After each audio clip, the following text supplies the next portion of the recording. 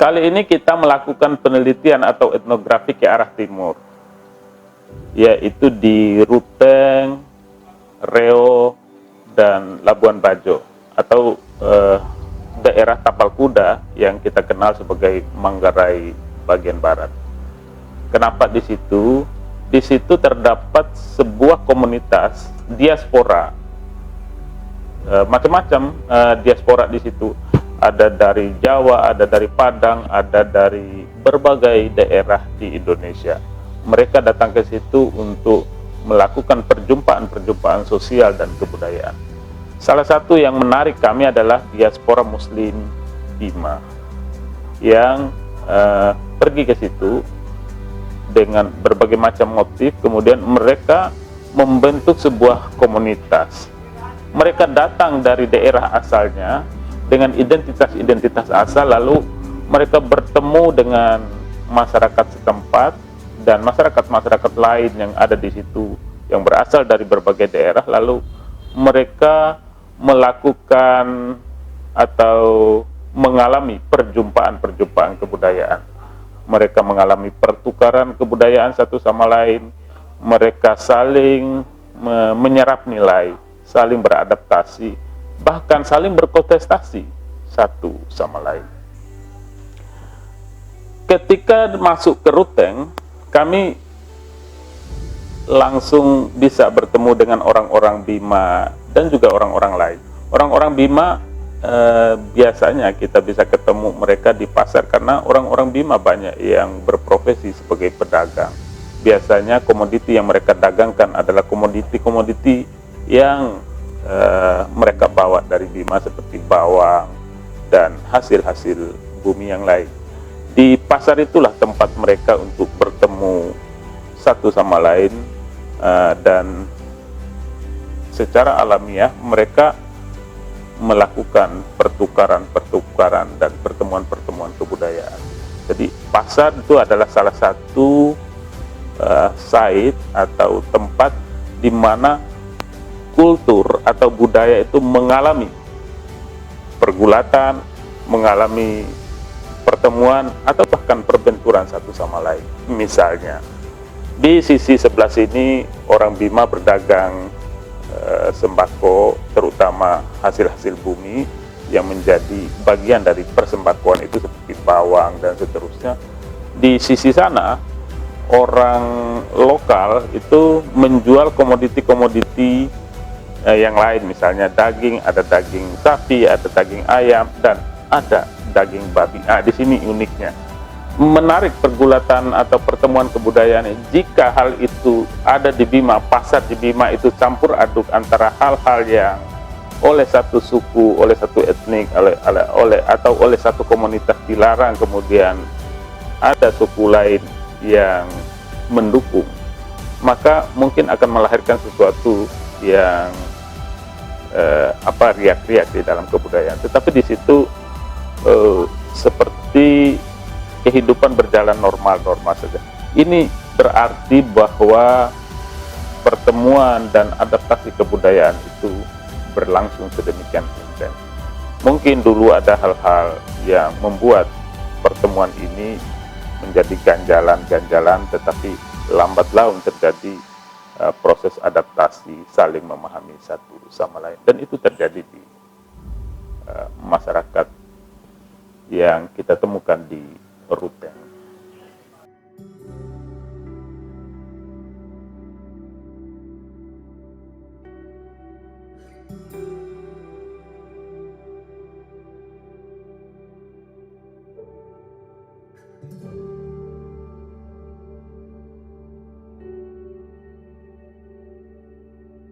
Reo lain lagi. Reo itu berada di daerah pesisir utara, sebelah utara Manggarai,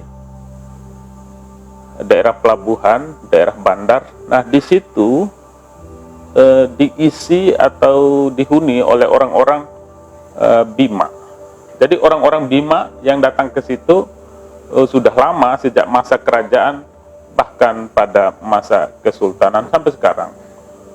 Sebagai daerah pesisir, mereka ini menerima kedatangan orang-orang lain dari utara, dari sebelah utara dan sebelah barat dari Bima dan Sulawesi, dan orang-orang dari dua arah itu, sebagian dari Melayu, kemudian membentuk sebuah komunitas dan bahkan masyarakat. Tentu masyarakat yang mereka bentuk adalah masyarakat Muslim sesuai dengan agama yang mereka bawa dari asal usul mereka. Meskipun orang Reo pada dasarnya kebanyakan dari orang-orang yang berasal dari Bima, Sulawesi, dari Goa, dari Bugis, kemudian dari Luwu, dan seterusnya. Ada yang menarik dari situ adalah soal identifikasi diri. Identifikasi diri tergantung kepada generasi. Generasi yang agak tua, yang sekarang sudah kakek atau bapak-bapak itu, adalah mereka yang masih memiliki identifikasi diri bahwa mereka adalah orang Bima yang datang ke Riau dan tinggal di Riau. Demikian juga dari Sulawesi adalah mereka orang Sulawesi yang datang ke Riau kemudian beranak pinak. Nah, generasi di bawah mereka itu mengidentifikasi diri sebagai orang Reo yang punya asal usul dari Bima, orang Reo yang punya asal usul dari Sulawesi dan seterusnya. Nah, sementara generasi-generasi di bawah mereka, yaitu anak-anak mereka, bahkan cucu-cucu mereka itu adalah generasi-generasi baru yang agak sulit mengidentifikasi diri. Apakah mereka orang Manggarai atau orang Bima? Padahal bapak ibu mereka adalah orang-orang Bima, bapak mereka orang Sulawesi, ibu mereka orang Bima, dan seterusnya begitu.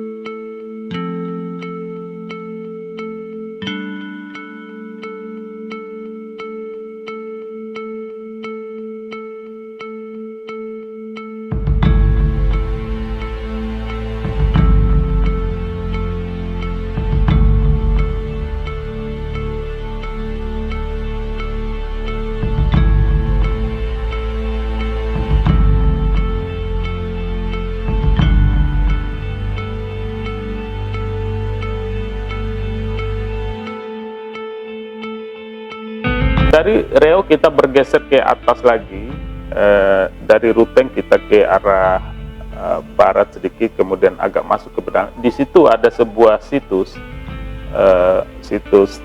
tradisional yang bernama Kampung Todo, atau kalau kami orang Bima atau orang yang berlidah Bima itu menyebutnya Todo. Nah, di situ ada sebuah situs yang menggambarkan bahwa disitulah letak dari pusat kerajaan dari orang-orang yang mendiami wilayah sekitar Manggarai itu, ya semacam daerah konservasi budayanya orang-orang Manggarai. Di situ tersimpan memori-memori historik yang luar biasa panjang. Jadi kehadiran orang-orang luar, terutama dari Makassar dan dari Bima, itu disimpan di dalam bentuk artefak-artefak. Ada sebuah artefak yang bernama gendang, yang di situ gendang itu dibuat salah satu unsurnya itu dari kulit manusia, kulit seorang wanita. Nah, gendang itu memuat tentang sejarah diaspora Bima. Bagaimana orang Bima datang ke situ, kemudian beranak pinak, kemudian membangun sebuah hubungan-hubungan kebudayaan dengan orang-orang setempat. Tentu kehadiran orang-orang Bima diasporik yang berbeda anutan agama dan cara-cara hidup, yaitu kebudayaan mereka, masuk ke situ tentu membawa corak tersendiri kepada masyarakat setempat. Ada penerimaan tentu saja dan ada penolakan, dan penerimaan dan penolakan itu terangkum di dalam narasi-narasi yang mereka konstruksi. Macam-macam cara mengkonstruksi narasi itu atau mengkonstruksi identitas mereka. Sebagian narasi mereka konstruksi adalah bahwa asal usul mereka dari belahan Melayu yang lain, yaitu dari Sumatera Barat atau dari Minangkabau. Ada juga tersirat bahwa identifikasi diri mereka itu bahwa mereka berasal dari orang-orang yang datang, yaitu orang-orang dari Bima, seperti tersirat di dalam cerita-cerita mereka. Orang katanya kalau Manggar itu jangkar. Jangkar, iya, iya.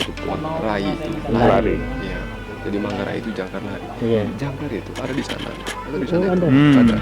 Iya, nanti kita lihat ya. Iya, iya, iya. Jadi saat karena sesama petinggi kerajaan gitu kan, ketika tinggal dalam satu tempat otomatis sudah ada perselisihan. Akhirnya kami dari sana, leluhur saya yang di sana itu ingin menghindar, tidak boleh ada perkelahian di situ. Akhirnya keluar dari, yang penting keluar dari wilayah di sana, Bima, dari Sumbawa, dari Bima, dan tapi tidak tahu, saat keluar itu tidak tahu mau kemana.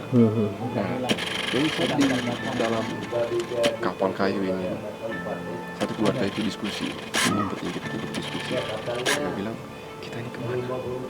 Tapi sementara diskusi ini, jadi supaya tidak bergerak sana kemari, jadi jangkarnya diturunkan. Supaya dia seperti break gitu kan.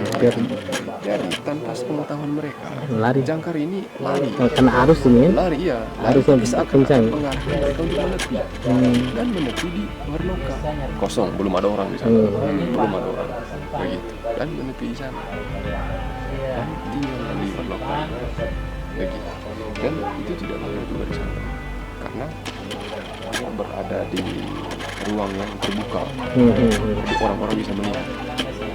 Dan dia ambil keputusan, dia pindah lagi ke gunung lagi di Lane Lombok, ada di Lempor di sebelah. Dan tidak lama lagi sana terus ke sini, terus di Todo ini. Kosong, artinya dari bawah dia naik, dari bawah. Ada yang dari Labuan Bajo naik terus ke atas, itu yang sampai di Todo. Puncaknya sudah di Todo. Ada yang lewat jalur ini, itu sampai di Cibal, naik ke Ruteng. Ada yang lewat dari barat sana, di timur sana, naik dari Dampe, Ninge namanya itu pelabuhan tua di bagian Manggarai Timur itu di Dampe. Itu terus menuju sampai di Benteng Jawa, keluar Mano. Nah, dia. Nah, masuk gitu. Lah, berada di puncak di atas, itulah yang menjadi suku Manggarai hari ini. Jadi sampai hari ini kalau saudara kita yang di atas tidak berubah prinsip penyebutan secara adatnya. ACKE Atadima Wareo, artinya saudara kita yang ada dari Bima di Riau. Saudara Itu kita yang ada dari Bima di Riau. Iya, itu. Ya. Iya. Terus kayak do Riau Itu DCK. Ede Boy. Boy itu kan keluarga, Boy Nolu itu kan keluarga dekat itu. Yang hubungan kabin mabin tadi. Iya ya Bapak ya? Boy Nolu tuh. Dan sampai hari ini itulah kuatnya yang di saudara-saudara kita yang di atas. Begitu hadir tamunya, begitu hadir saudaranya, itu ada perlakuan khusus dia dalam penerimaan tamu itu. Ya, apalagi keluarga dekat sekali. Atau klan dengan yang disebut tadi ACKE itu, mereka kami sebut sebagai Pangolongan Musi yang tinggal bersama di lingkungan tersebut atau di suatu kampung tersebut itu. Iya, benar. Itu. Sehingga dengan menyebut mereka sebagai Pangolongan Musi, mereka turut dilibatkan dalam setiap kegiatan di kampung itu. Dalam upacara adat, dalam peristiwa suka dan duka mereka dilibatkan. Dan yang dari luar itu kalau sudah masuk dalam itu ya kita jadi sama aja. Biasa dalam acara-acara tradisi adat itu ada satu orang yang mewakili yang mewakili saudara-saudara. Mungkin Ibu Nur juga pernah mendengar itu. Ada yang bisa menjadi pendamai dalam misi itu, yaitu mereka harus ketika kalau sudah saudaranya dikawini, maka penolakan itu akan menjadi perdamaian.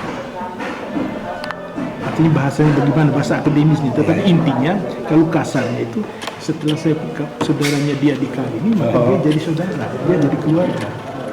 Pendatang itu mengawini orang saudara sini. perempuannya. Oke, ya. Ya, jadi tadi 100% dia punya penolakannya. Ya, Setelah saudaranya dikawini. dikawini, maka dia selesai 50%. Artinya gini, Ndaim menolak saya.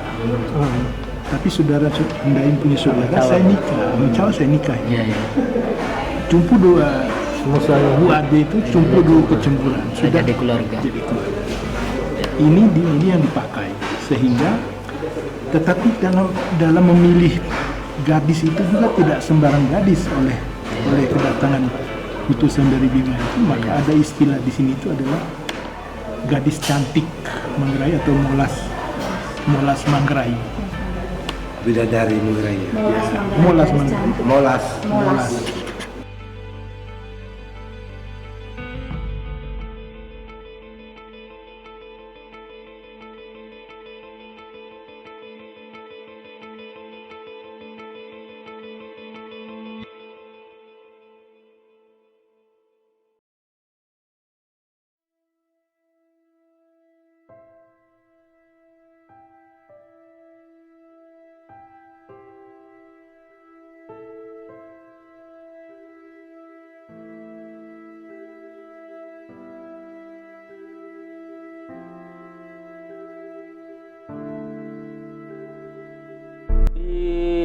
Labuan kita turun lagi, kita turun ke bawah dari atas itu, dari rute yang kemudian tadi kita ke Todo.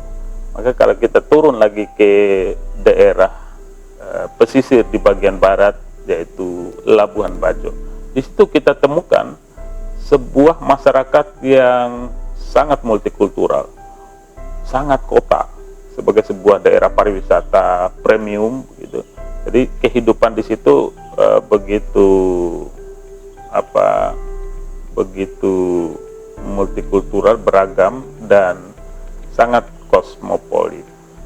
Orang dari berbagai daerah datang ke situ untuk mencari nafkah, untuk menjadi bagian dari kehidupan multikultural yang ada di situ, menjadi bagian dari kehidupan pariwisata, menjadi bagian dari kota baru yang sedang terbentuk itu. Adapun orang Bima diaspora sangat banyak kita temukan di situ, dan begitu mudah kita temukan orang-orang yang berseliweran menggunakan bahasa daerah Bima. Sebagian juga dari mereka menjadi bagian yang ada di dalam sistem-sistem pemerintahan. Dari pengalaman-pengalaman masyarakat diaspora yang bisa kita lihat, kita bisa mendapatkan sebuah kesimpulan bahwa kebudayaan itu adalah sebuah proses yang panjang, adalah hasil yang dikonstruksi dari sebuah proses kebudayaan. Tidak ada format budaya yang bersifat selesai, tetapi melainkan terus-menerus dibangun. Demikianlah kebudayaan itu mengalami proses adaptasi, proses kulturalisasi yang tentu saja di dalamnya termuat inti dari kebudayaan itu, yaitu adalah cara masyarakat tertentu itu hidup, dan sebagai cara mereka tentu harus mengadaptasi satu sama lain, memahami satu sama lain, dan mempertemukan unsur-unsur yang bisa menjamin mereka bisa bertahan. Itu inti kebudayaan.